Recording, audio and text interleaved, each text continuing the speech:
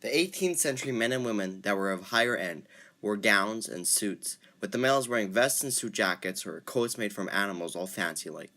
They lived in fairly nice-sized houses to mansions that consisted of all the amenities of the 18th century, and also consisted of priceless silverware and plating of very high end. These houses included upholstered furniture and exquisite dining tables. The people that were poorer wore more dingy clothes or farm clothes, and they lived in straw huts outside of towns and villages, and worked hard. The jobs that the men and the women of the higher end worked they worked in the factories as goldsmiths, ironmongers, or tailors, or even selling machinery to the other rich people. The women consisted of making clothes, spinning, and staying at home and looking after the kids. If not of that any of those, they sat pretty and sipped tea. The poorer people worked mostly on farms doing hard labor, and many lost jobs because of the Industrial Revolution. The males of both sides of the story had the decision no matter what. The children didn't have much to do but play if they were born of fairly well-off parents. Some still had to work, but the poorer parents' kids were forced to do hard manual labor and worked harder than most men because kids were known to do more. The women's roles mainly consisted of looking after the kids and cooking. Many of the people during the European 18th century that lived on farms didn't have to worry about putting their money in the banks, and the banks were just becoming a thing during this time. The present-day citizens in Canada wear normal clothes such as shorts, jeans, sweats, t-shirts, long-sleeve shirts, muscle shirts, and sweaters. Unless they are very rich or very poor, most people have clothes like that. Unlike the 18th century Europe, present-day Canada has a middle class, and not a really big group of poverty. Canada's housing can range from small and dingy to mansions with 6,000 square feet or more.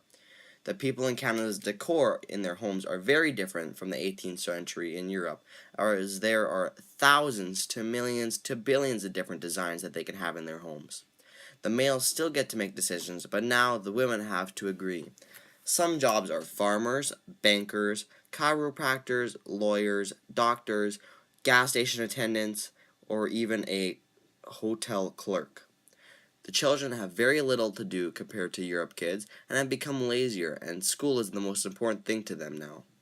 Farm kids still have to work, but not like the 18th century farm kids. The women's roles have changed drastically over the last 100+ years, as they now have the same things and can be the people of power, unlike the 18th century.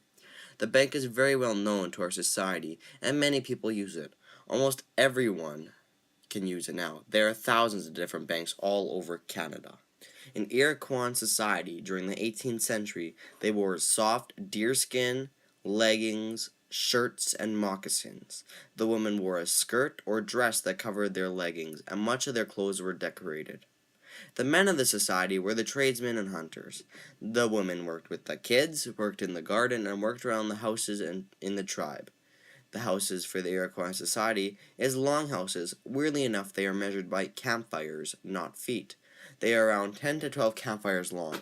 That does not seem long, but some of them are up to 200 feet long, 25 feet wide, and 25 feet high when actually measured. The houses consisted of furs and utensils along with wooden tables and patterns from their tribe. The males and the chiefs had the vote or group decision. The women did not, and the vote was for what was best for the tribe. The kids were taught at a young age to work hard and hunt, and they were forced to follow their religion, otherwise they were punished. There was really no type of banking during this time. Their use and ideas of banking were actually kind of trading. They traded furs and other things to other tribes in exchange for what they wanted or needed the most. So that's kind of their early signs of banking.